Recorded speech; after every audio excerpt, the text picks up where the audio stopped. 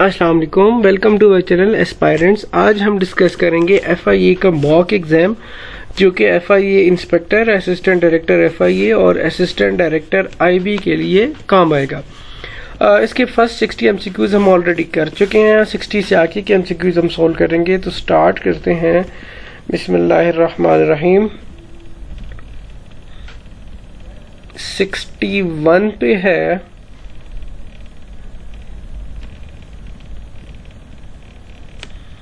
हाँ जी 61 पे है, the average of first 10 even number is dash. ठीक है, फर्स्ट 10 इवन नंबर है, उनका एवरेज क्या होगा। अब ये मैंने यहाँ पे सॉल्व किया हुआ है। एक सेकंड में इसको, आई होप कि आप लोगों को नजर आ रहा होगा।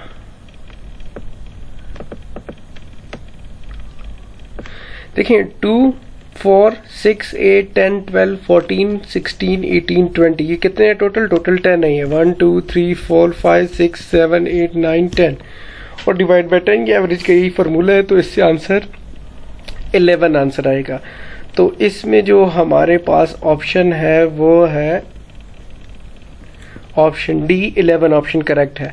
नंबर 62 पे है, a batsman in his 17 innings makes a score of 85 and thereby increasing his average by 3. What is his average after the 17 innings?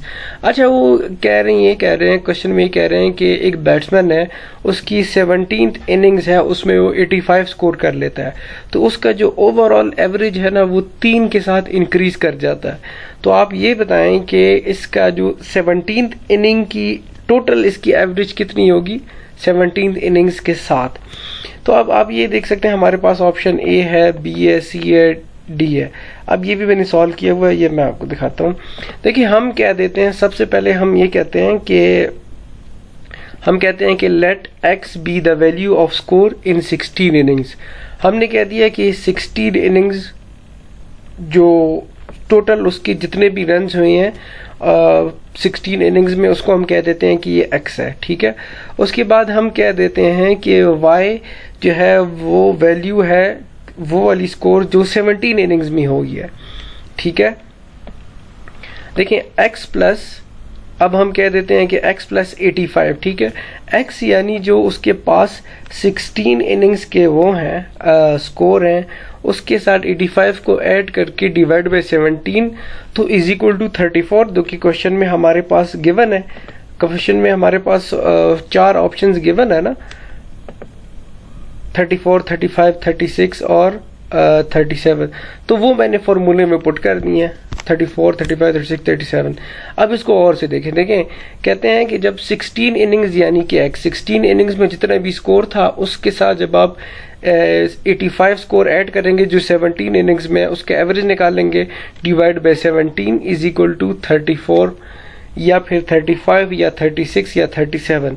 अब इसको जब आप कैलकुलेट करेंगे तो ये जो 4th नंबर वाला है ये, अब इसको देखिए x की वैल्यू आ गई है 54। ठीक है, जो टोटल स्कोर है 16 इनिंग्स में वो है 544, यानी कि जो एवरेज है वो कितनी है 16 इनिंग्स में, इसकी एवरेज कितनी है 34। क्वेश्चन में क्या था कि आपकी जब वो 85 स्कोर कर लेता है 17 इनिंग्स में तो उसकी एवरेज 3 ज्यादा हो जाती है।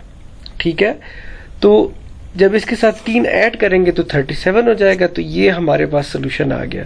आई होप आप लोगों को समझ आ गया। अगर नहीं आया तो फिर भी you can also ask in the comments. Simple है, देखिए हमने क्या किया कि 16 की इनिंग्स की एवरेज निकाल ली, 16 इनिंग्स की एवरेज निकाल ली, तो वो हमारे पास आ गई 34 के साथ 3 ऐड करेंगे तो 37 आएगा। तो ये हमारी करेक्ट ऑप्शन है।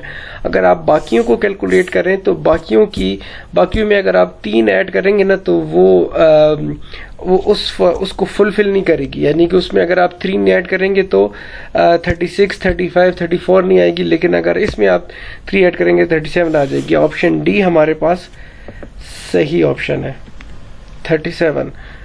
नंबर 63 पे है, a building contractor employs 20 male 15 female 5 child workers to a male worker he pays 25 per day, female worker को 20 और चाइल्ड वर्कर को 8। Average wage per day paid by the contractor is dash. अच्छा, ये simple है, कहते हैं कि एक बिल्डिंग कॉन्ट्रैक्टर है, उसने 15 आदमी रखे हैं और 15 जो है ना औरतें रखी हैं, 20 आदमी रखे हैं, 15 औरतें रखी हैं और 5 बच्चे रखे हुए हैं, और वो इस हिसाब से जो आदमियों को वो 25 दे रहे हैं और औरतों को वो 20 पर डे दे रहे हैं और बच्चों को वो 8 पर दे रहे हैं। तो वो कह रहे हैं कि कैलकुलेट करें कि average wage per day contractor कितनी दे रहा है।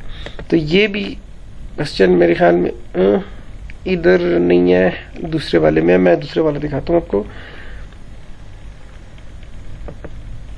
ये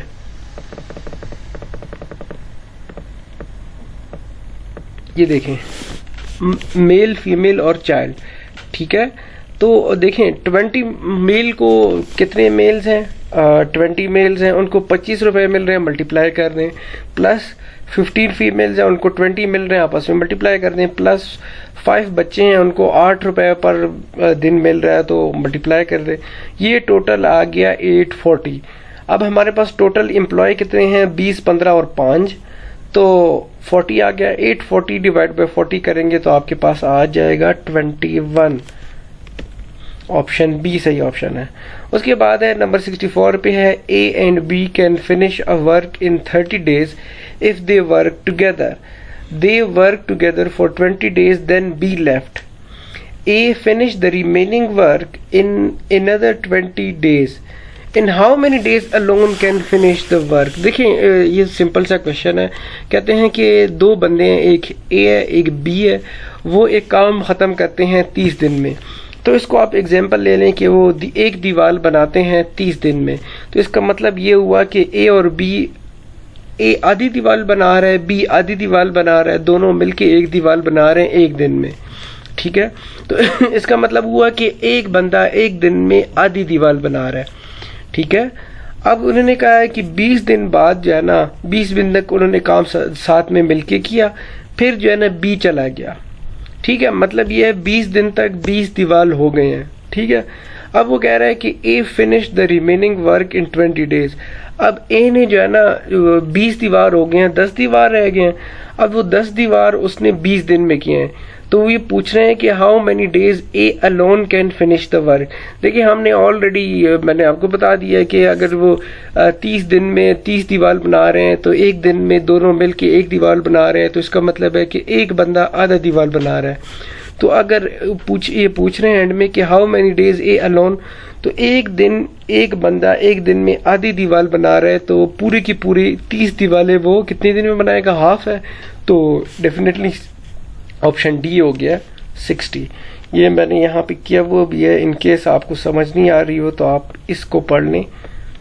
इसको यहाँ पे मैंने प्रॉपर लिखा हुआ भी है, इसको आप गौर से पढ़ेंगे तो आपको समझ आ जाएगी। स्टॉप कर लें और इसको पढ़ लें अगर आपको समझ नहीं आई है।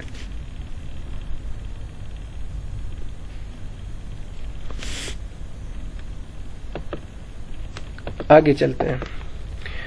नंबर 65 पे है 1.14 is how many percent of 1.9। तो ये तो सिंपल सा क्वेश्चन है, कैलकुलेशन वाला क्वेश्चन है। देखें फार्मूला परसेंटेज का क्या फार्मूला है, देखें परसेंट ऑफ, ठीक है। तो 1.14 लिख लें तरतीब में। देखें पहले आपने ये लिखना है, is how many percent of, पर मतलब डिवाइड बाय 100, ऑफ मतलब मल्टीप्लाई और 1.9, 1.14 डिवाइड बाय 1.9 मल्टीप्लाई बाय 100। तो ये आप जब करेंगे तो 60% होगा। अब इसको आसान तरीके से भी कर सकते हैं। आपको पता है कि 1.9 मल्टीप्लाई बाय 10 करेंगे तो 19 आएगा। इसी तरह जब 19 ऐड कर, यूँ समझे कि 19 का टेबल है 60 तक, तो 114 आ जाएगा। तो ये था क्वेश्चन नंबर 65। आगे चलते हैं number 66 with the population of a town increases every year by 4%. If its present population is 50,000 then after 2 years it will be dash. अब ये देखें, ये बहुत सिंपल सा क्वेश्चन है। कहते हैं कि एक टाउन है, उसकी जो है ना पॉपुलेशन है 50,000, ठीक है। अब हर साल 4% उसकी पॉपुलेशन में इंक्रीज आ रहा है। तो देखें इसको 50,000 का 4% कितना होगा, 50,000 का 4% होगा 2,000, ठीक है। पहले साल उसके में 2,000 इंक्रीज हुआ है, तो इसका मतलब है 50,000 प्लस 2,000 52,000 हो गया, ठीक है। दूसरे साल वो कह रहे हैं कि फिर 4% इंक्रीज हो रहा है, तो दूसरे साल जो इंक्रीज हो रहा होगा वो 52,000 का इंक्रीज हो रहा होगा। 52,000 का आप 4% निकालेंगे तो वो आएगा 2080 रुपीज़, सॉरी 2000 रुपीज़ नहीं, 2080, ठीक है, पॉपुलेशन की बात हो रही है। तो 2080 आप ऐड करेंगे 52,000 में तो वो आपके पास आएगा 54,080, यानी कि ऑप्शन सी ये मैंने इधर किया हुआ भी है। जिन भाइयों को अगर समझ नहीं आई हुई तो उनके लिए मैंने ये किया हुआ भी है, इसको आप गौर से देख लें, पढ़ लें, इसको आपको आ जाएगी समझ।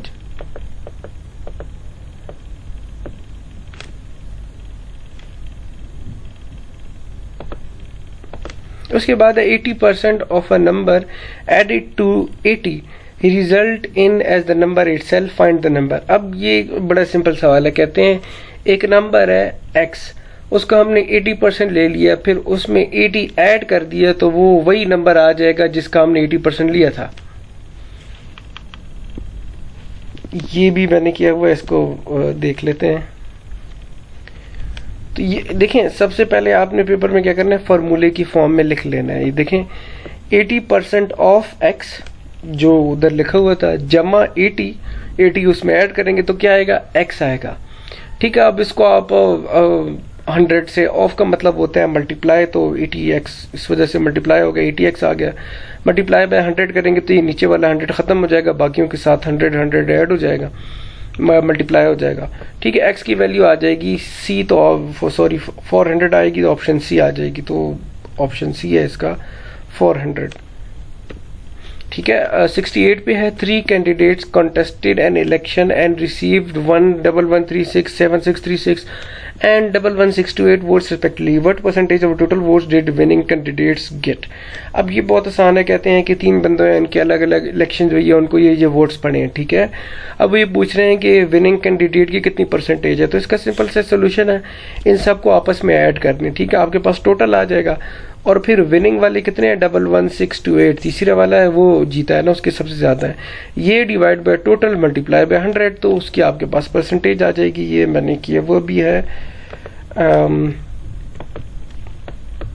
ये देखें, इन तीनों को आपस में ऐड किया, टोटल ये आया, फिर जो सबसे ज्यादा है divide by total multiply by 100, तो ये है आपके पास 57%।